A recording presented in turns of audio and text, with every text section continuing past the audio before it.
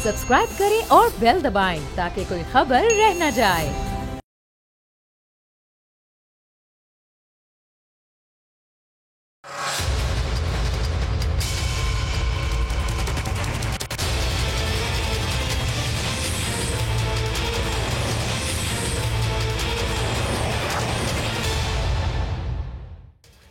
अस्सलाम वालेकुम, आप देख रहे हैं प्रोग्राम बस बहुत हो गया। मैं हूं अरबाज जहांगीर। चेयरमैन सेनेट के लिए पीडीएम के मुश्तरका उम्मीदवार यूसुफ रजा गिलानी की कामयाबी का नोटिफिकेशन रोककर नाअहल करवाने की हुकूमती कोशिशें दम तोड़ गई हैं। आज इलेक्शन कमीशन ने तहरीक इंसाफ की जानिब से सेनेट इंतखाबात में इस्लामाबाद की नशिस्त पर कामयाब होने वाले पीडीएम के उम्मीदवार यूसुफ रजा गिलानी की कामयाबी का नोटिफिकेशन रोकने की इस्तदा मुस्तरद कर दी है। इलेक्शन कमीशन में समाअत के दौरान तहरीक इंसाफ के वकील अली जफर पेश हुए। उन्होंने कहा कि सेनेट इंतखाबात से एक दिन पहले यूसुफ रजा गिलानी के बेटे की वीडियो आई। अली हैदर गिलानी को अरकान असेंबली के वोटों की खरीदो फरोख्त करते हुए दिखाया गया। हफीज शेख के सेनेट इलेक्शन हारने पर वजीर आजम ने एतमाद का वोट लेने का फैसला किया और कौमी असेंबली के 178 अरकान ने वजीर आजम पर एतमाद का इजहार किया। और अगर सेनेट इंतखाबात में बदउनवानी ना हुई होती तो वजीर खजाना डॉक्टर हफीज शेख को भी उतने ही वोट मिलते जितने वजीर आजम को मिले। अली हैदर गिलानी की वीडियो ने हुकूमती खदशात को दुरुस्त साबित किया। ऑपोजिशन और यूसुफ रजा गिलानी की सेनेट इंतखाबी अमल पर असरअंदाज होने की इत्तलात आई थी। वजीर आजम ने भी ऐसी इत्तलात पर बयान दिया और इलेक्शन कमीशन को नोटिस लेने का मुतालबा किया गया। बैरिस्टर अली जफर के बयान पर member election commission Altaf Ibrahim ने सवाल किया कि इलेक्शन कमीशन को नोटिस लेने का मुतालबा कब किया गया। वीडियो में जो लोग हैं क्या आप उन्हें जानते हैं? क्योंकि इन सबको दरखास्त में फरीक बनाना चाहिए था। हुकूमती वकील अली जफर जवाबी दलाइल देने लगे और कहा कि वीडियो में तहरीक इंसाफ के 2 अरकान को पेशकश की जा रही है, जिसमें एक फहीम खान और दूसरा जमील अहमद है। अली हैदर गिलानी अपने वालिद यूसुफ रजा गिलानी की तरफ से अरकान की खरीदो फरोख्त में मुलव्विस थे। अल्ताफ इब्राहिम कुरैशी ने कहा कि एकतरफा न चलें, वोट बेचने की यकीन दहानी कराने वालों को भी सामने लाएं। किसी को नाअहल करना है तो ठोस शवाहिद पेश करें। जिन्होंने वोट देने के लिए पैसे या टिकट लिए उनका भी बयान रिकॉर्ड करेंगे। जमहूरियत की बालादस्ती चाहते हैं तो हुकूमत वीडियो में मौजूद अफराद को सामने लाए। Member election commission Altaf Ibrahim Qureshi ने इस्तफसार किया कि ये कैसे साबित करेंगे कि ये दोनों ही थे, और ये कैसे साबित करेंगे कि पेशकश करने वाला पीपल्स पार्टी के रहनुमा यूसुफ रजा गिलानी का बेटा अली हैदर गिलानी है। इब्राहिम कुरैशी ने रिमार्क्स दिए कि वीडियो या ऑडियो में यूसुफ रजा गिलानी का नाम नहीं लिया गया, जबकि पैसे लेने और देने वाले के खिलाफ कार्रवाई होगी। इलेक्शन कमीशन ने तहरीक इंसाफ को नई तरमीम शुदा दरखास्त दायर करने की हिदायत की और कहा कि अली हैदर गिलानी वीडियो में मौजूद 4 अरकान कौमी असेंबली को भी फरीक बनाएं। वीडियो में शामिल अरकान बयान हल्फी दें तो केस आगे बढ़ सकता है, जिस पर बैरिस्टर अली जफर ने जवाब दिया कि हम कल बयान हल्फी भी ले आएंगे। अल्ताफ इब्राहिम कुरैशी ने कहा कि इलेक्शन कमीशन उम्मीदवार की कामयाबी का नोटिफिकेशन जारी कर सकता है तो बाद में नाअहल भी कर सकता है। इस केस में मजीद शवाहिद दें ताकि कार्रवाई की जा सके। हुकूमती वकील बैरिस्टर अली जफर ने तारीफ करते हुए कहा कि इलेक्शन कमीशन ने डस्का ज़िमनी इलेक्शन में अच्छी रिवायत कायम की है। इलेक्शन कमीशन सेनेट इंतखाबात में भी वही इख्तियारात इस्तेमाल करके कामयाबी का नोटिफिकेशन रोके, जिस पर मेंबर इलेक्शन कमीशन ने हुकूमत से वोट बेचने वालों के नाम मांग लिए। इब्राहिम कुरैशी ने रिमार्क्स दिए कि जिन लोगों ने वोट बेचा हुकूमत उनके नाम भी इलेक्शन कमीशन को दे। 2018 में वोटों की खरीदो फरोख्त पर इलेक्शन कमीशन ने एक्शन लिया, लेकिन किसी सियासी जमात ने इलेक्शन कमीशन की मुआवनत नहीं की। सियासी जमातों के अदम ताउन पर इलेक्शन कमीशन ने मामला खारिज कर दिया। वजीर आजम इमरान खान और हुकूमती वज़रा की जानिब से इलेक्शन कमीशन के किरदार पर सवालात पर मेंबर इलेक्शन कमीशन ने हुकूमती वकील की सरजनिश भी की। कहा कि इलेक्शन कमीशन ने वज़रा को नाअहल किया, लेकिन कहा जाता है कि इलेक्शन कमीशन कुछ नहीं कर रहा। इलेक्शन कमीशन ऐसा इंसाफ चाहता है जो होता हुआ नजर आए।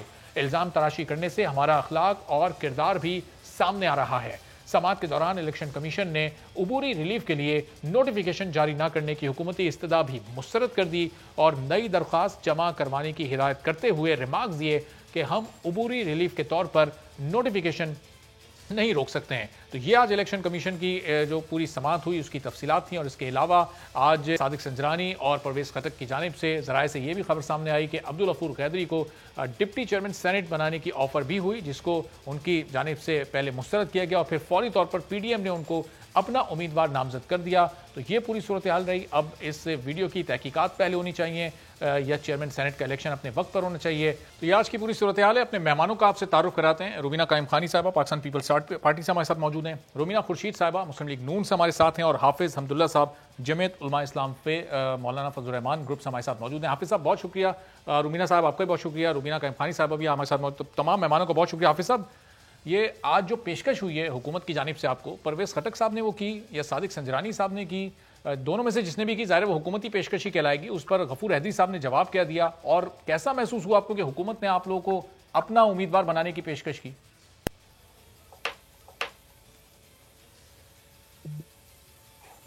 بسم اللہ الرحمن الرحیم. بہت شکریہ بھائی.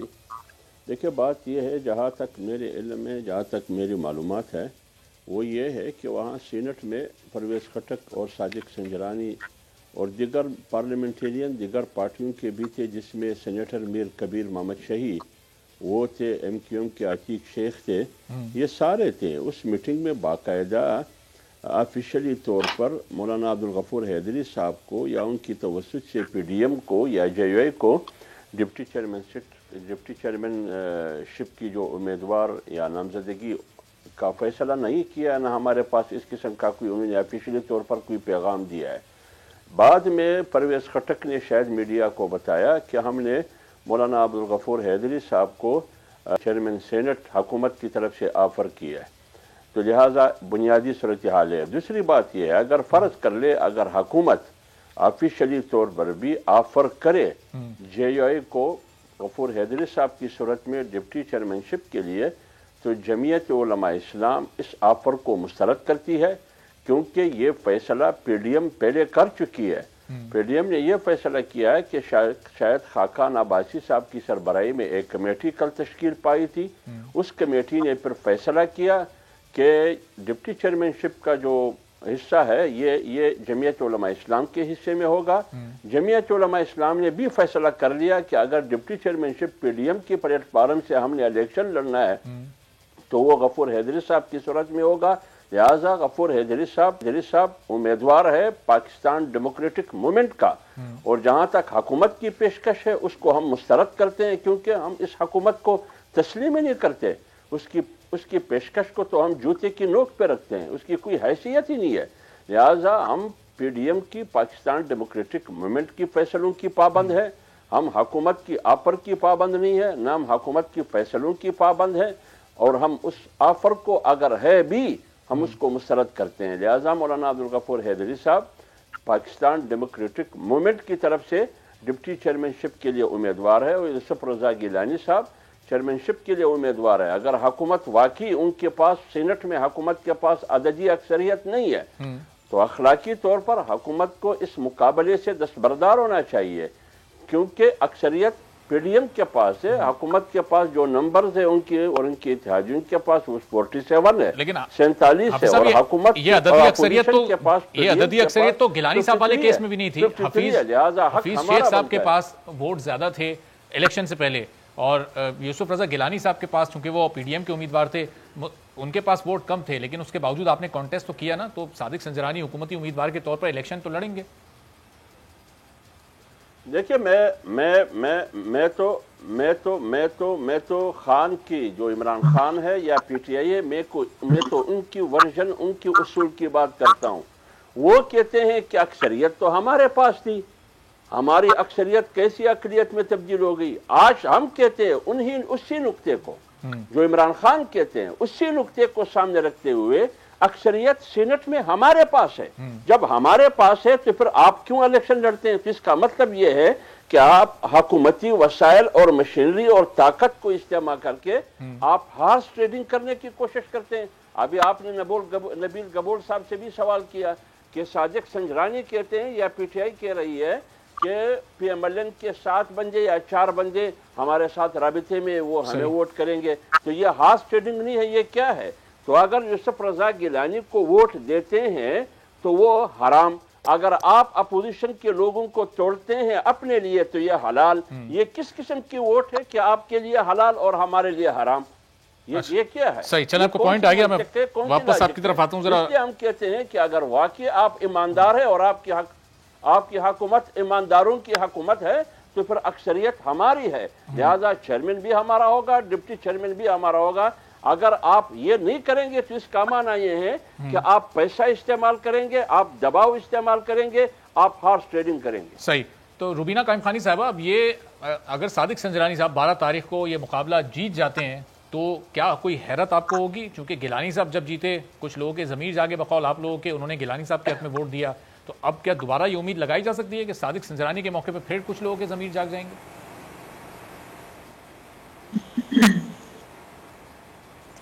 دیکھیں، میں یہ کہوں گی کہ خاص طور پر جو اب صورتحال نظر آ رہی ہے، پی ٹی آئی کی حکومت کو 2.5-3 سال ہو چکے ہیں، 3 سال ہونے پہ آ رہے ہیں، اور میں یہ کہوں گی کہ اب جو پی ٹی آئی کے خواہ وہ سینیٹرز ہوں یا ممبر پارلیمنٹیرینز ہوں، وہ اب نظر آنا شروع ہو گیا ہے کہ وہ جو حکومت کی پالیسیز ہیں، جو خاص طور پر کوئی بھی ممبر ہو، کوئی بھی سینیٹر ہو، کوئی بھی خاص طور پر جس کا کوئی حلقہ احباب ہو، جس کا کوئی حلقہ ہو جہاں سے وہ الیکشن لڑتا ہے ممبر پارلیمنٹ کا، تو وہ اب اپنے حلقوں میں جانے جیسے نہیں رہے ہیں، اور یہی صورتحال نظر آ رہی ہے۔ اگر جب میں یہ کہوں گی کہ جب یوسف رضا گیلانی صاحب کا جب کو جو ووٹ پڑے تو اس وقت پارلیمنٹیرینز آپ نے دیکھا ہوگا کہ مختلف بلوچستان سے بھی یار محمد رین صاحب کی آواز آ رہی تھی، یہاں سے جو ہے شمیم فردوس کی جو ہے وہ پی ٹی آئی کے جو ممبر ہیں کراچی سے، ان کی جو ہے حکومت کے خلاف جو ہے وہ آوازیں آ رہی تھی۔ تو یہ تمام ممبران جو خاص طور پر کچھ میڈیا پہ آ کے بول دیتے ہیں، کچھ جو ہے وہ اندر ہی اندر ان کے وہ ایک صورتحال پیدا ہو رہی تھی جس کی وجہ سے انہوں نے اب سینٹ کے الیکشن میں غصہ دکھایا، اور روبینہ صاحبہ 6 تاریخ کو ہفتے کے روز صبح 12 بجے قومی اسمبلی میں یہ تمام آوازیں کیوں بند ہو گئیں جب وزیر اعظم نے 178 ووٹ لے لیے؟ وہاں پر ٹوٹل 179 لوگ موجود تھے، اسپیکر صاحب کے ووٹ کو ہٹا کے 178 ووٹ انہوں نے لیے۔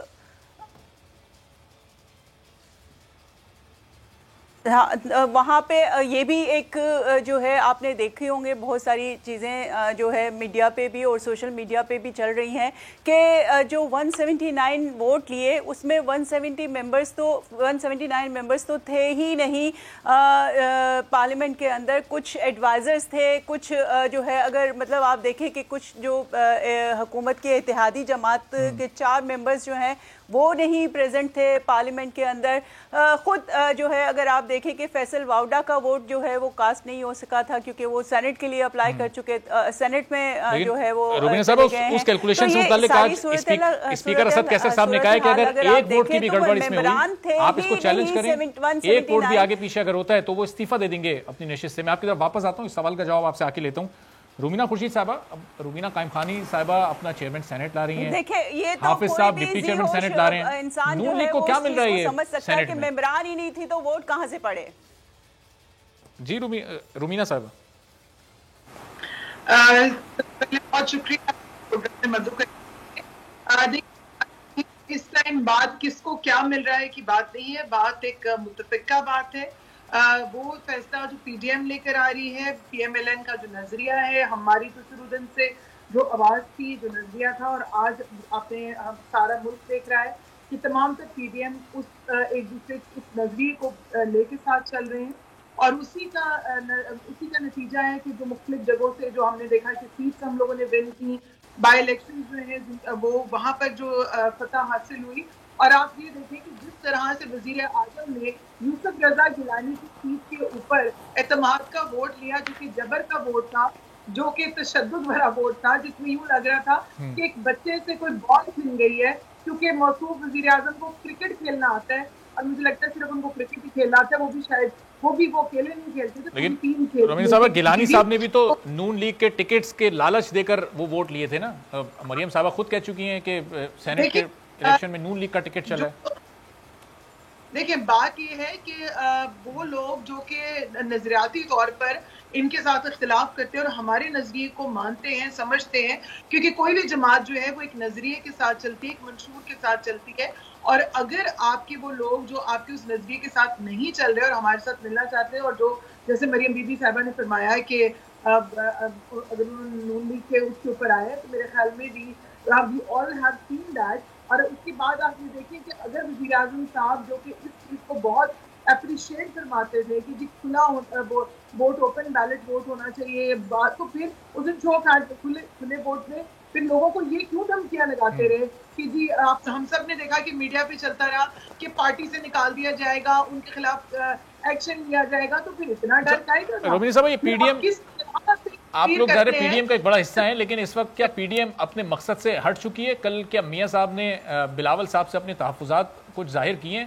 انہوں نے ایسی گفتگو کی کہ ان ہاؤس چینج لانا ہمارا مقصد نہیں تھا، ہمارا مقصد تو اس حکومت کو گرا کر عام انتخابات کروانا تھا؟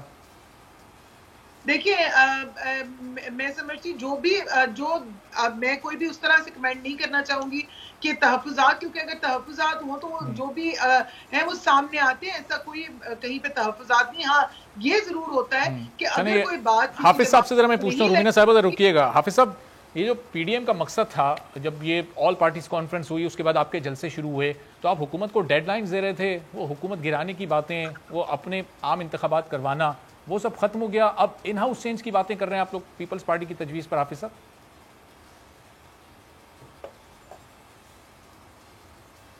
نہیں کوئی ایسی بات نہیں ہے. دیکھیے آپ کے سامنے ہوگا وہ ڈکلیریشن 26 نکات کا بھی اور 12 کا بھی جو پی ڈی ایم کے درمیان ایک باقاعدہ سائن شدہ ہے. اس میں ایک طرف اگر استعفے کی باتیں ہیں وہاں عدم اعتماد کی تحریک کی بات بھی شامل ہے، وہ نقطہ بھی شامل ہے. لیکن بنیادی طور پر بات یہ ہے اگر ایک پارٹی انڈیویجولی بات کرے کہ عدم اعتماد کی تحریک بھی ہم لا سکتے ہیں، یہ فیصلہ نہیں ہے.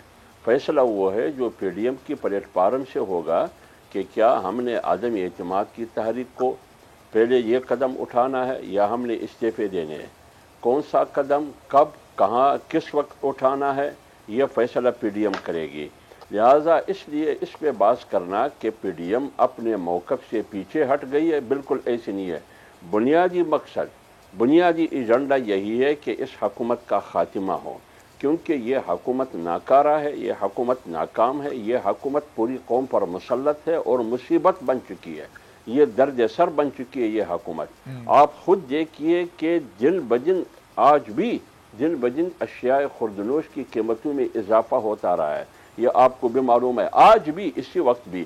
تو اس لیے میں کہہ رہا ہوں کہ جب صورتحال یہ ہے حکومت کی کہ کسی بھی مرحلے پر کسی بھی شعبہ زندگی میں یہ عوام کی زندگی میں بہتری نہ لا سکی یہ حکومت، تو پھر آپ مجھے بتائیے کہ اس حکومت کے ہوتے ہوئے قانون سازی کے میدان میں پارلیمنٹ غیر فعال ہے، فیصلوں کے میدان میں پارلیمنٹ غیر فعال ہے اور حکومت غیر منتخب لوگ چلا رہے ہیں، اور ہمیشہ جو بھی آپ دیکھتے ہیں اداروں کو انہوں نے تو اداروں کی اصلاح کرنی تھی، انہوں نے اداروں کو ناکام بنایا. صاحب جن کو آپ غیر منتخب لوگ کہہ رہے ہیں وہ تو الیکشن کو صاف و شفاف بنانے کی باتیں کر رہے ہیں، وہ تو اوپن بیلٹنگ کو کروانے کی بات کر رہے ہیں، اور پیپلز پارٹی نون لیگ جو ماضی میں وہ سائن بھی کر چکی ہے وہ لوگ اس کے خلاف بات کر رہے ہیں اس وقت. میں آ رہا ہوں مجھے عرض کرنے دے. الیکشن کمیشن کو انہوں نے مروب کرنے کی کوشش کی. آپ نے خود وزیر اعظم کو دیکھا کہ انہوں نے الیکشن کمیشن کو دھمکیاں دی. کل آج بھی کیبنٹ کی اجلاس میں وہ دھمکیاں دے رہے تھے. اب آپ یہ بتائیے کہ آپ کے 16 اراکین ایم این اے جب گیلانی صاحب کو ووٹ دیتے ہیں تو یہ حرام، اور جب سینٹ چیئرمین کے خلاف عدم اعتماد کی تحریک میں اپوزیشن کے 16 بندے یا 14 بندے آپ کو ووٹ دیتے ہیں تو وہ واہ وہ حلال. یہ کس قسم کی ایماندار حکومت ہے؟ اگر آپ کے لوگ پی ڈی ایم کی کینڈیڈیٹ کو ووٹ دیتے ہیں تو مرد آباد. اگر ہمارے لوگ آپ چھین لیتے ہیں، آپ اپنے کینڈیڈیٹ کو کامیاب کرواتے ہیں تو یہ زندہ آباد، واہ حلال آپ کے لیے. ادھر پھر ہارس ٹریڈنگ بھی نہیں ہے، ادھر پھر کرپشن بھی نہیں ہے، ادھر کچھ بھی نہیں ہے. تو اس لیے میں کہہ رہا ہوں کہ حکومت واقعی اگر اوپن بیلٹنگ کی بات کرتے ہیں، آپ نے اوپن بیلٹنگ کی بات کی، اگر واقعی حکومت اوپن بیلٹنگ کی بات پر قائم ہے تو آج سے 4 دن بعد سینٹ چیئرمین اور ڈپٹی چیئرمین کی انتخاب ہے. اس پر کیوں اوپن بیلٹنگ کی بات حکومت نہیں کر رہی؟ کیوں نہیں کرے؟ گھوڑا بھی حاضر، میدان بھی حاضر. عمران خان بات کرے کہ اوپن بلیٹنگ کی بات ہے یا شو آف ہینڈ کی بات ہے، ادھر کیوں نہیں کرتے ہیں بات؟ اس لیے ان کی جو آئینی ترمیمی بل تھی جو انہوں نے لایا تھا پارلیمنٹ میں کہ ہم نے اوپن بلیٹنگ کے ذریعے سینٹ الیکشن کرنی ہے، ادھر بھی انہوں نے منافقت کی ہے۔ وہ یہ کہ سینیٹر کے انتخاب کے لیے تو اوپن بلیٹنگ، چیئرمین اور ڈپٹی چیئرمین کے انتخاب کے لیے خفیہ بلیٹنگ، یہ دگنا پن کیوں؟ پھر ایک جملہ میں اور عرض کرنا چاہتا ہوں جی۔ آج آپ نے تمام چینل پر دیکھا کہ بلوچستان سے ایک آزاد سینیٹر آج پی ٹی آئی میں وزیر اعظم سے ملاقات کر کے پی ٹی آئی میں شمولیت کی اور انہوں نے وہ کپڑا ان کے گلے میں لٹکا دیا۔ آپ بتائیے یہ بندہ جو بلوچستان سے ایز اے سینیٹر آزاد منتخب ہوئے، ان کو تو پی ٹی آئی نے ٹکٹ دی، وہاں ان کا صوبائی صدر پی ٹی آئی کا وزیر تعلیم بھی ہے، وہاں پارلیمانی لیڈر بھی اسمبلی میں، ان کی پوری پارٹی اسٹرائک اور احتجاج پر تھی کہ یہ بندہ کون ہے کہ 1 ارب روپے 70 کروڑ روپے کے ساتھ ساتھ ادھر آئے لوگ خرید رہے ہیں۔ پھر پی ٹی آئی دباؤ میں آ کر ٹکٹ لے کے ایک اپنے ورکر ظہور آغا کو دیا، پھر ظہور آغا سے واپس ٹکٹ لے لیا، پھر اپنے ایم پی ایز کو فون کے ذریعے دبایا کہ ووٹ اسی آزاد کو دینا ہے، اس آزاد کو ووٹ دلوایا، اس کو سینیٹر بنایا، آج انہوں نے شمولیت کی۔ تو یہ بتائیے کہ اس آزاد کو سینیٹر منتخب کرنا اس طریقے سے کیا یہ کرپٹ پریکٹس نہیں ہے؟ کیا یہ ہارس ٹریڈنگ نہیں ہے؟ یہ کہاں کا حافظ صاحب جب پاکستان تحریک انصاف نے عبد القادر صاحب کو سینیٹ کا ٹکٹ دیا تھا تو ہمارے ایک بات اور میرے بات سنیے، میں ایک بات یہ میں عرض کر لوں کہ وہ 16-17 اراکین ایم این اے قومی اسمبلی کے ممبر جو انہوں نے یوسف رضا گیلانی کو ووٹ دیے، اس وقت تو یہ سارے بکاؤ مال تھے، عمران خان کے مطابق ضمیر فروش تھے، لیکن انہی 16 نے جب اعتماد کے ووٹ میں جو ایک غیر آئینی اعتماد کے ووٹ عمران خان نے لیا اسمبلی سے، انہی 16 نے پھر اعتماد کا ووٹ عمران خان کو دیا، پھر یہ ایماندار بن گئے۔ آج الیکشن کمیشن نے کہا کہ ان 16 بندوں کا فہرست میں جو بتائیے وہ کون کون لوگ ہیں۔ اگر فرض کرے اس بنیاد پر کہ یوسف رضا گیلانی نے اپنے بیٹے کے ذریعے پیسے تقسیم کر کے ان 16 کو انہوں نے ان سے ووٹ لے کر خرید لیے، تو انہی 16 سے آپ نے اعتماد کا ووٹ لیا، تو اگر یوسف رضا گیلانی ڈسکوالیفائڈ ہو سکتا ہے، نااہل ہو سکتا ہے، تو پھر آپ نے جو اعتماد کا ووٹ لیا وہ اعتماد کا ووٹ بھی کالعدم ہو سکتا ہے۔ صحیح۔ اب وہ تو ظاہر ہے حکومت کو اب یہ طے کرنا ہے نا کہ وہ 16 لوگ قابل قبول ہیں چونکہ حکومت بچانی ہے یا نہیں۔ اب روبینہ صاحبہ جب چیئرمین سینٹ پر یہ طے کرنا ہے، الیکشن کمیشن پھر یہ فیصلہ کر سکتا ہے الیکشن۔ جی حافظ صاحب میں آپ کی طرف روبینہ صاحب، جب چیئرمین سینٹ صادق سنجرانی پر عدم اعتماد کی تحریک آئی تھی، آپ کے لوگوں نے وفاداری بدلی تھی، کہیں کوئی ویڈیو سامنے نہیں آئی، آپ لوگ کوئی ثبوت نہیں لا سکے۔ آج دیکھیں جب پاکستان تحریک انصاف کے لوگ اب وہ بکے ہیں یا انہوں نے اسٹنگ آپریشن کیا یا علی حیدر گیلانی سے پیسے لیے نہیں لیے تو بھی طے ہونا باقی ہے، لیکن ان کے پاس ایک ویڈیو ثبوت موجود ہے آپ کے خلاف کہ آپ کے لوگوں نے ان کو کروڑوں روپے آفر کیے، ٹیلی فون پر بات چیت کرائی، معاملات طے ہوئے، اندھیرے میں وہ ویڈیو بنائی گئی، تو ویڈیو ثبوت آپ کے خلاف موجود ہے، آپ کے پاس ان کے خلاف کوئی ثبوت نہیں تھا اس موقع پر۔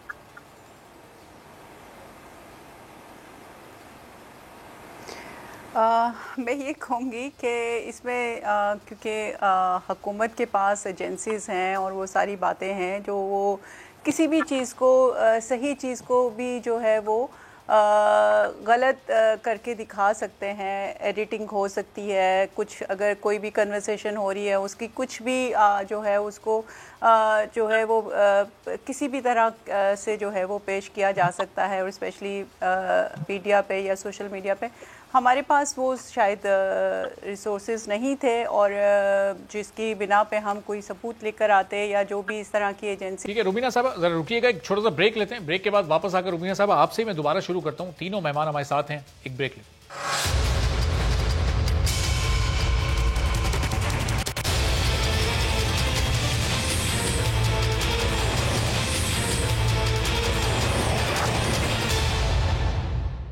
پروگرام میں ایک بار پھر آپ کو خوش آمدید کہتے ہیں۔ پیپلز پارٹی سے روبینہ قائم خانی صاحبہ، نون لیگ سے رومینہ خورشید اور جمعیت علماء اسلام فیض سے حافظ حمداللہ صاحب ہمارے ساتھ موجود ہیں۔ تو روبینہ صاحبہ، یہ جس ویڈیو کا ذکر ہم بریک سے پہلے کر رہے ہیں علی حیدر گیلانی صاحب کی، جیسے ہی وہ منظر عام پر آئی اس کے بعد علی حیدر گیلانی صاحب خود آئے، شازیہ مری کے ساتھ انہوں نے پریس کانفرنس کی اور انہوں نے ایڈمٹ کیا کہ وہ ویڈیو میں موجود ہیں, اور اس گفتگو میں انہوں نے یہ بھی کہا تھا کہ اگر یہ میرے دوست مجھے دوبارہ بلائیں گے میں پھر ان سے ملنے جاؤں گا, میں بار بار ان سے ملوں گا. تو وہ تو خود ایڈمٹ کر رہے ہیں اس پوری ویڈیو میں اپنی موجودگی کو.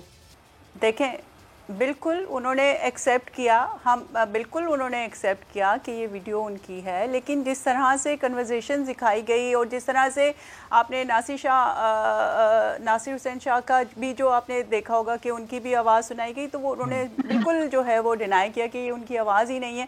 تو وہ کہاں سے آواز بنائی گئی؟ اور پھر جو اس میں جو کنورسیشن ہے وہ کچھ چیزیں جو وہ حیدر گیلانی صاحب جو ہے وہ اس کو ایکسیپٹ کر رہے ہیں, لیکن جو کچھ چیزیں جو پیسوں کی آفر کر رہے ہیں اور وہ جو ایکسٹرا کر کے دکھایا گیا تو وہ اس میں ایڈیٹنگ تھی. اور یہ جو ہے خود انہوں نے بھی کہا ہے, اور کوئی بھی جگہ آپ کسی بھی اپنے دوستوں سے, کیونکہ ہم تمام لوگ ایک لمبے عرصے سے اگر پولیٹکس میں ہیں اور آپ دوستیاں ہو جاتی ہیں, خواہ وہ پی ٹی آئی کا ہو, نون لیگ کا ہو, تو آپ اس میں سٹنگ کر سکتے ہیں. اور اگر وہ اپنی جو ہے وہ پسندیدگی ظاہر کریں کہ ہم آپ کو ووٹ دینا, تو ظاہر سی بات ہے ایک کینڈیڈیٹ کو بھی ہو, کسی جماعت سے تعلق رکھتا ہو, وہ چاہے گا کہ ہاں مجھے وہ ووٹ چاہیے.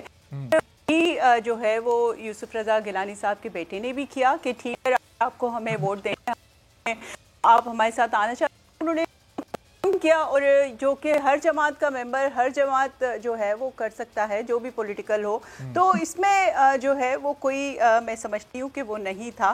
لیکن میں یہی کہوں گی کہ حکومت کو جو خاص طور پر جب اپنی باری آتی ہے تو وہ کہتے ہیں کہ سب ٹھیک ہے, اور جب کوئی دوسرا, اور ایک چیز پر آپ کو حیرت نہیں ہوئی کہ علی حیدر گیلانی صاحب ہیں ایم پی اے اور پی ٹی آئی کے جو لوگ ان سے ملنے گئے وہ ہیں ایم این اے سینٹ کے لیے ووٹ دیتے ہیں.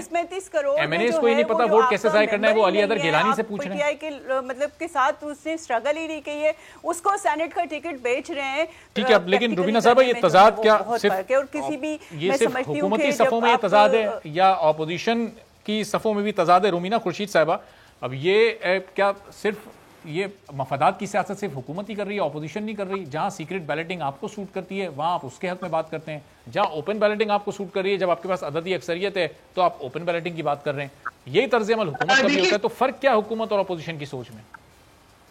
دیکھیے سب سے پہلی بات تو یہ کہ بہت زیادہ فرق ہے, زمین آسمان کا فرق ہے, کیونکہ یہ حکومت جو ہے یہ بدلے اور دھمکی کی حکومت ہے. یہاں پر جو ہے تذلیل کی جاتی ہے لوگوں کی, یہاں پر صرف بدلے لیے جاتے ہیں اور جھوٹ بولا جاتا ہے اور اپنے مفادات کو دیکھا جاتا ہے, اور جتنی زیادہ کوئی گندی زبان استعمال کرتا ہے اس کو اتنا بڑا جو ہے وہ رتبہ دے دیا جاتا ہے, چاہے وہ حکومتی منسٹری ہو, کچھ بھی اس قسم کی جو چیزیں ہیں. جہاں تک بات کی آپ نے تضادات کی, تو میں یہاں پر ایک چیز کہنا چاہوں گی کہ ہماری جو آپ نے کہا اوپن بیلٹنگ, تو میں بڑے کلیئر الفاظ میں آپ کو بتانا چاہوں گی, کیونکہ اب میڈیا کے ریکارڈ پہ تو سب کچھ ہوتا ہے, کہ گزشتہ دور میں جب ہماری حکومت تھی تو تمام تر پارٹیز کے ساتھ مل کر ایک الیکشن ریفارمز کے اوپر کمیٹی بنائی گئی تھی, اور اس کمیٹی کے اندر بہت ساری چیزیں جو ہیں وہ ڈیسائیڈ کی گئی تھی, کام کی باتیں کی گئی تھی. اس ٹائم پہ کس نے ان چیزوں کی مخالفت کی تھی وہ بھی ریکارڈ پر موجود ہے. اور اگر آپ آج کہتے ہیں آج اس قسم کی کوئی رومینہ صاحب, جب آپ کی جب حکومت تھی اس وقت تو پاکستان تحریک انصاف حکومت میں تھی نہیں, اس وقت تو وہ سینٹ میں بھی نہیں تھی. نہیں, کیونکہ باقی دونوں پارٹیسپینٹس نے کافی بول لیا, اگر آپ مجھے ذرا بولنے دیں. میں بتانا چاہوں گا آپ کو کلیئر الفاظ میں کہ اس ٹائم بات یہ ہے کہ ہم لوگ جو جب گورنمنٹ میں تھے تو ہم لوگ سب کو مل کر لے کر چلا کرتے تھے, کیونکہ وہاں پر آپ کو یاد ہوگا کہ ہمارے منسٹرز جو ہیں وہ کمیٹیز بھی جو ہوتی تھی ان میں بات چیت کا ایک سلسلہ ہوتا تھا, ایک رابطہ ہوتا تھا, اور ہر وقت یہ نہیں ہوتا تھا, اور اس میں اپوزیشن کو بھی بولنے کا بھی ہاؤس میں جو ہے وہ موقع دیا جاتا تھا. اور اسپیکر ایاز صادق صاحب اور آج کے اسپیکر میں تو بھی زمین آسمان کا فرق ہے. تو اس لیے یہ کہنا کہ مفادات, ہم کون سے مفادات, جہاں پر آئے دن اپوزیشن کی جو ہے پولیٹیکل وکٹمائزیشن ہو رہی ہے اور ختم ہی ہونے کا نام نہیں لیتی, ہمیں ان سے کون سے مفادات چاہیے؟ یہ اپنے آپ کو بچانے کے لیے این آر او اور چوروں کا لقب دے دے کے چھپتے ہیں. ایکچوئل چور تو یہ خود ہے, ایکچوئل جھوٹے تو یہ خود ہیں, ایکچوئل کم عقل اور اجلت کا شکار اور بدگمان اور یو ٹرن کے ماسٹرز تو یہ خود ہیں. تو حافظ صاحب, ظاہر آپ بڑے سینئر سیاستدان, ایک طویل عرصے سے آپ مولانا صاحب کے ساتھ بھی ہیں, آپ بتائیں ایمانداری سے, آپ کو لگتا ہے کہ ان سینٹ الیکشنز میں پیسہ چلا ہے, نہیں چلا, کسی ایک ممبر کو بھی حکومت کے نہیں خریدا گیا پیسے کے ذریعے, یہ سب کے ضمیر جاگے تھے؟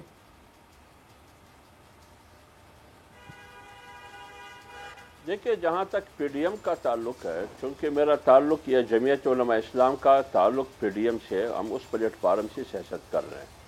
ہمارے صفوں میں تو ہمارے نظروں کے سامنے کوئی ایسی عمل، کوئی ایسی کارکردگی، ایسی منحوس، ایسے مذموم حرکات ہمارے سامنے نہیں آئے. نہ کہیں ہمیں سنائی دی کہ ہم نے ہارس ٹریڈنگ کے ذریعے یا پیسے کے ذریعے یا دولت کے ذریعے لوگوں کو خریدا یا ان کی ضمیر ہم نے خرید لی. لیکن بات یہ ہے کہ حکومت کی صفوں میں تو ہمیں ملے. میں نے آپ کو مثال دی، آپ 2018 کی جو سینٹ الیکشن ہے، جو ویڈیو سامنے آئے اور الیکشن کمیشن میں اس ویڈیو کو ڈسکس بھی کیا جا رہا ہے، اس کے متعلق کیس بھی موجود ہے کہ وہ ویڈیو کن اراکین اسمبلی پر مشتمل ہے، وہ کس پارٹی پی ٹی آئی سے تعلق رکھتے ہیں. پیسہ لینے والا بھی پی ٹی آئی کا، دینے والا بھی پی ٹی آئی کا. جس گھر میں پیسہ تقسیم کیا جا رہا ہے وہ آج قومی اسمبلی کے اسپیکر ہے، اس وقت خیبر پختونخوا کے اسمبلی کے اسپیکر تھے.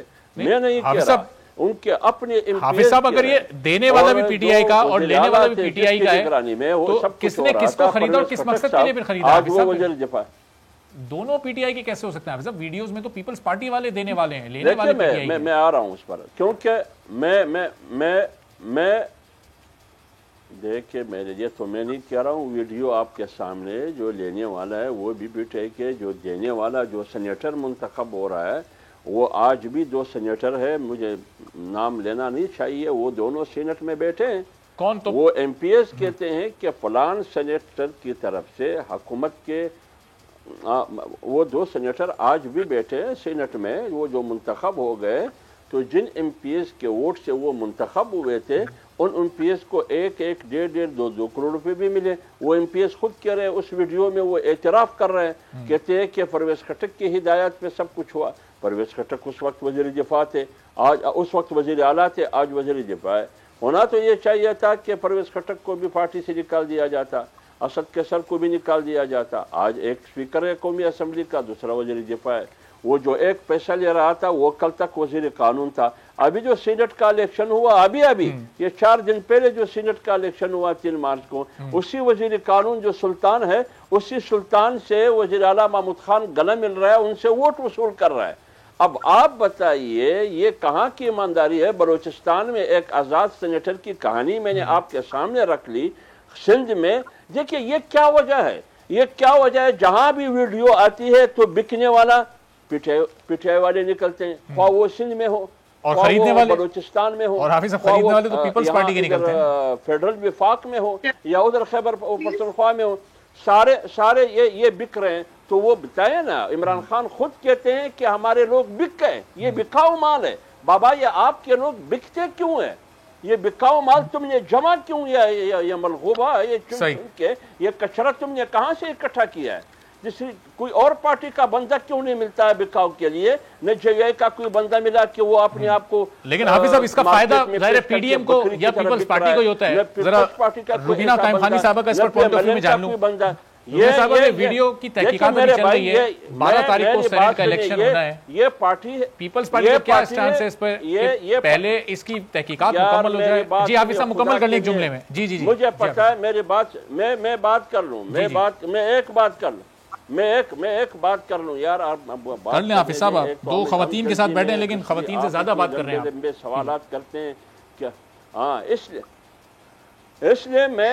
میں کہہ رہا ہوں بابا یہ پارٹی نہیں ہے، یہ پارٹی نہیں ہے، یہ بکرا منڈی ہے.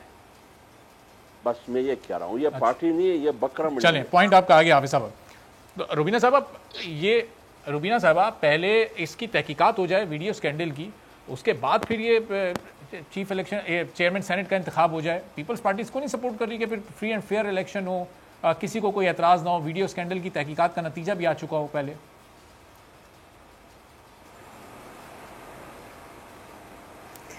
دیکھیں الیکشن تو اگر چیئرمین سینٹ کا ہونا ہے مطلب وہ اپنے ٹائم پہ ہی ہوگا اور پیپلز پارٹی اس کو نہ آگے کروا سکتی ہے، اور وہ جو ہے اس حکومت کے مطلب وہ ایک جو اس کا شیڈیول ہوگا اسی کے مطابق ہوگا.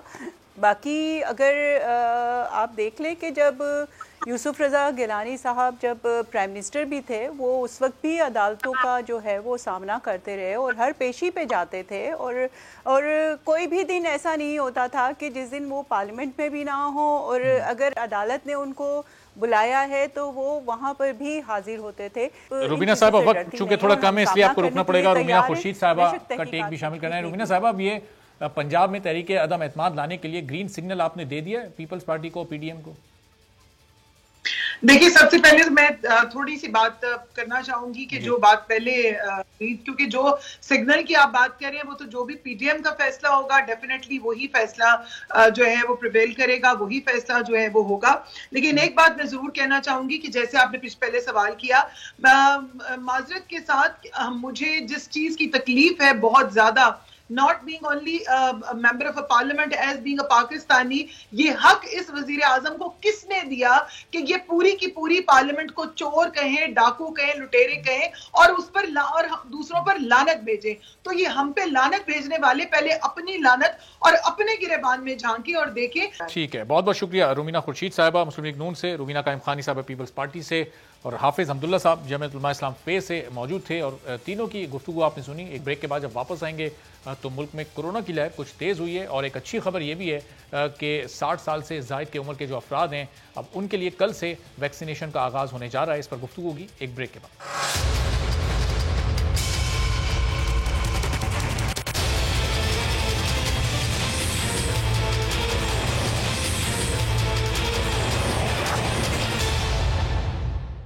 پروگرام میں ایک بار پھر آپ کو خوش آمدید کہتے ہیں. اور این سی او سی نے ملک میں 60 سال سے زائد عمر کے افراد کو کورونا ویکسین لگانے کا اعلان کر دیا ہے. اور پاکستان میں ہیلتھ ورکرز کے بعد اب 60 برس سے زائد عمر کے رجسٹرڈ افراد کو کورونا وائرس سے بچاؤ کی ویکسین لگانے کا کل سے باقاعدہ آغاز ہو رہا ہے, جس کے لیے صوبائی محکمہ صحت سندھ نے کراچی میں مزید 16 ویکسینیشن سینٹرز قائم کر دیے ہیں, جس کے بعد شہر میں ویکسینیشن سینٹرز کی تعداد 27 ہو گئی ہے.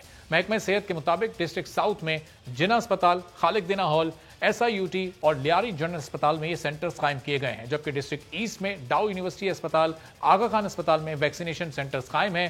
ڈسٹرکٹ سینٹرل میں 5 vaccination centres Sindh government modern اسپتال, یونیورسٹی روڈ, لیاقت نیشنل اسپتال, سندھ گورنمنٹ چلڈرن اسپتال اور سندھ گورنمنٹ لیاقت آباد میں قائم کیے گئے ہیں. جبکہ ضلع ملیر میں بھی جو کڈنی سینٹر اسپتال ہے وہاں پر یہ سینٹر قائم کیا گیا. اس کے علاوہ اربن ہیلتھ یونٹ تھڈو نالو, رورل ہیلتھ سینٹر اور اس ویکسینیشن سینٹرز یہاں بھی قائم کیے گئے ہیں. جبکہ ڈسٹرکٹ ویسٹ میں سندھ گورنمنٹ قطر اسپتال, urban health centre Orangi number 15 میں, اور سندھ گورنمنٹ اسپتال منصور نگر, اور اس کے علاوہ کچھ اور اسپتال بھی ہیں جہاں پر یہ ویکسینیشن سینٹرز بنائے گئے ہیں. کورونا ویکسین 2 خوراکوں پر مشتمل ہوتی ہے جو 21 روز کے وقفے سے لگتی ہے, اور اسے لگانے سے پہلے جس کو یہ لگائی جا رہی ہے اس کا بلڈ پریشر اور شوگر لیول چیک کرنا بھی لازمی ہوتا ہے.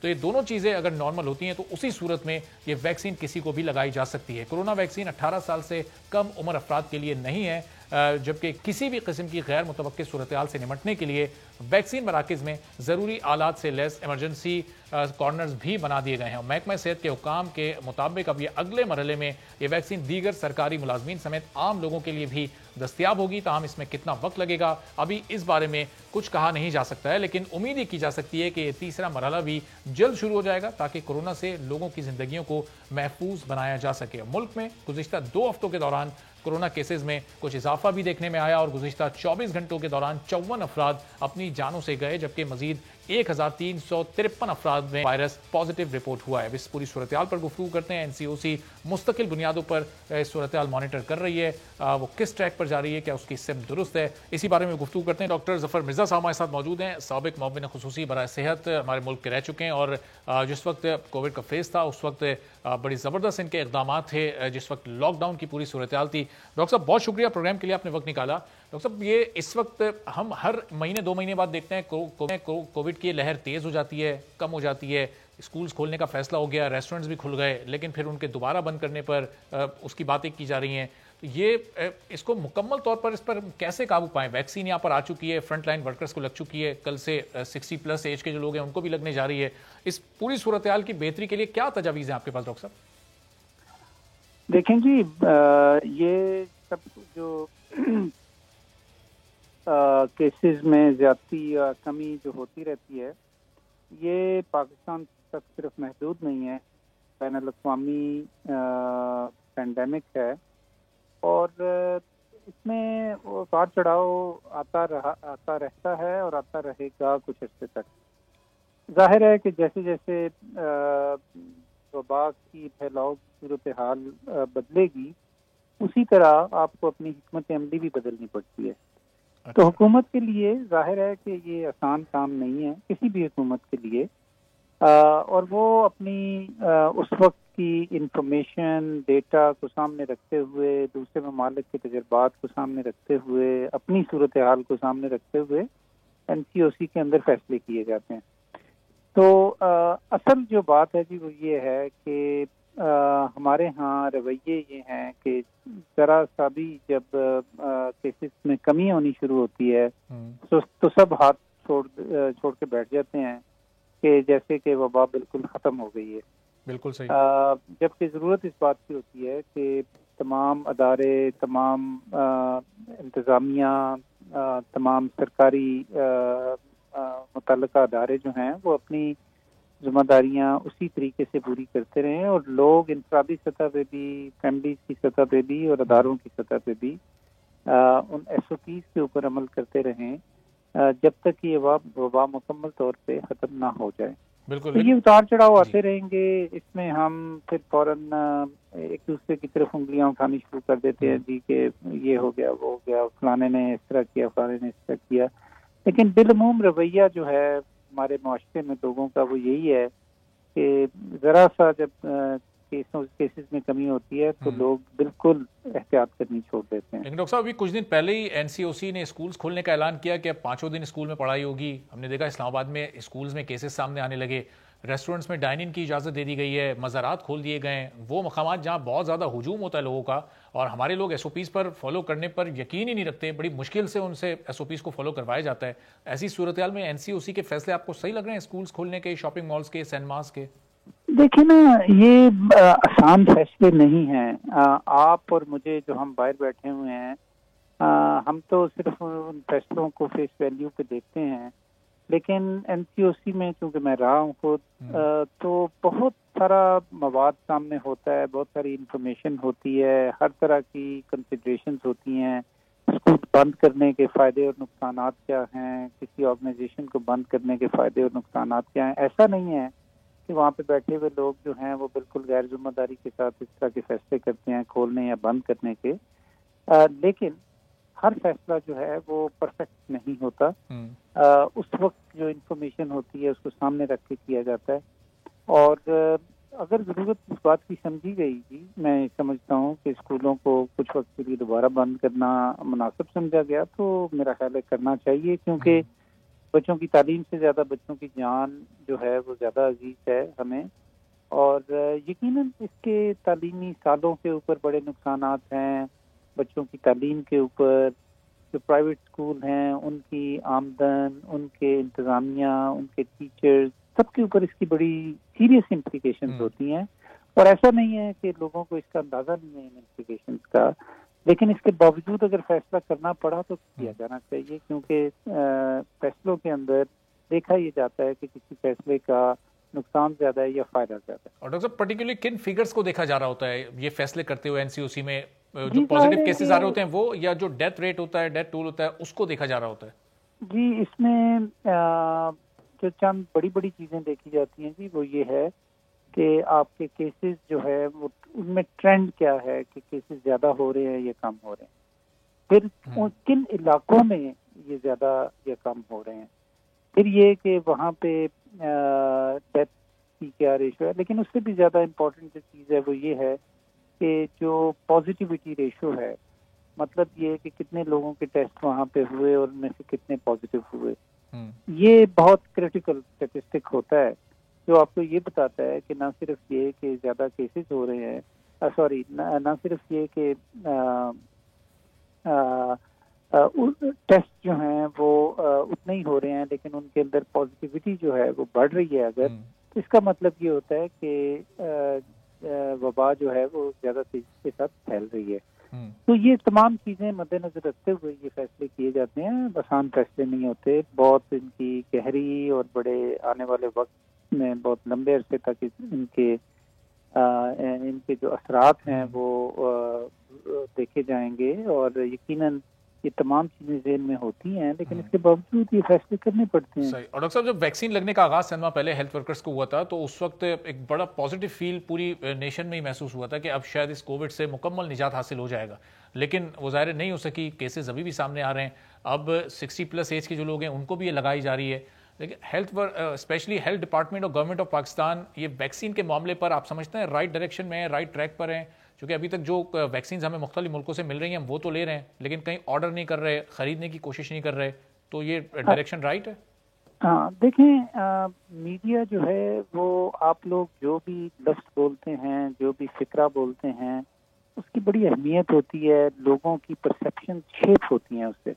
ابھی آپ نے یہ کہا کہ جی جب ویکسین ہیلتھ ورکرز کو لگنی شروع ہوئی تو خیال یہ کیا جا رہا تھا کہ پاکستان سے مکمل طور پہ اس وبا کا خاتمہ ہو جائے گا۔ ایسا کبھی نہ کسی نے سوچا، نہ یہ ممکن ہے، نہ یہ ہو سکتا ہے۔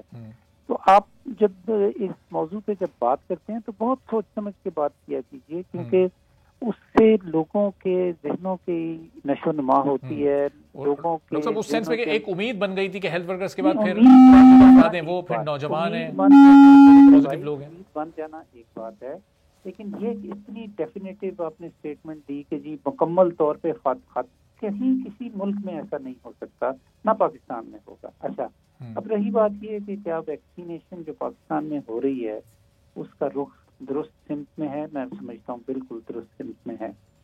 سب سے پہلے ان ہیلتھ ورکرز کو لگائی گئی ویکسین کہ جو کریٹیکل پیشنٹس کو دیکھتے ہیں، اس کے بعد دیگر ہیلتھ ورکرز کو، اس کے بعد 60 یا 65 سے زیادہ جو عمر کے لوگ ہیں ان کو۔ تو یہ وہ پاپولیشن ہیں جو زیادہ ولنریبل ہیں، جن کو کہ وبا زیادہ لگنے کا امکان ہے۔ تو یہ بہت سارے دوسرے ممالک کی طرح پاکستان میں بھی ترجیحی بنیادوں کے اوپر ان لوگوں کو ویکسین لگانے کا فیصلہ کیا گیا، بالکل درست فیصلہ ہے۔ اور جیسے جیسے ویکسین زیادہ اویلیبل ہوگی تو آہستہ آہستہ دوسرے لوگوں کو بھی ویکسین لگائی جا سکے گی اور لگائی جانی چاہیے۔ ٹھیک ہے، بہت بہت شکریہ ڈاکٹر ظفر مرزا صاحب، سابق معاون خصوصی برائے صحت ہمارے ساتھ موجود تھے کہ ظاہر کچھ وقت لگے گا ویکسینز کے کا جو آنے کا سلسلہ ہے اس ٹریک پر اس وقت پاکستان بہتر طور پر چل رہا ہے، اور وقت کے ساتھ ساتھ اس پوری صورتحال میں بہتری بھی آتی جائے گی۔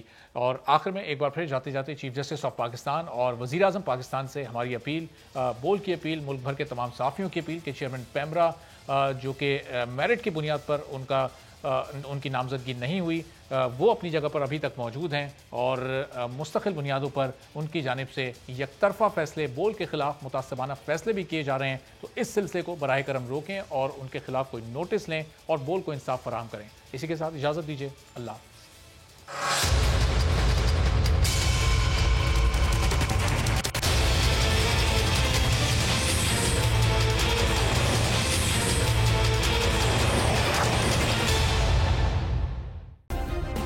سبسکرائب کریں اور بیل دبائیں تاکہ کوئی خبر رہ نہ جائے۔